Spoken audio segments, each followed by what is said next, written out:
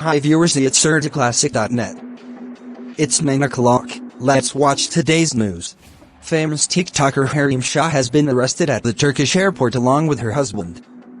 Sources said that a large quantity of gold and unusual currency was recovered from Hareem Shah and her husband.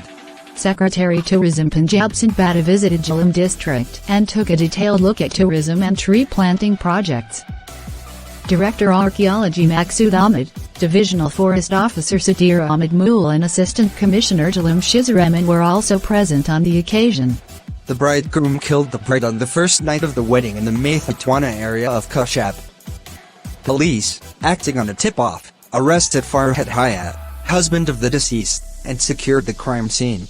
Dogs attack livestock in the vicinity of Patwana Khan, disabling dozens of animals.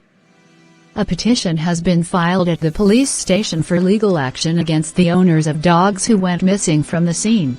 Deputy Commissioner Jhelum Kamran Khan visited new Jhang Mangla Road Dina and inspected streets and houses which were flooded due to heavy rains.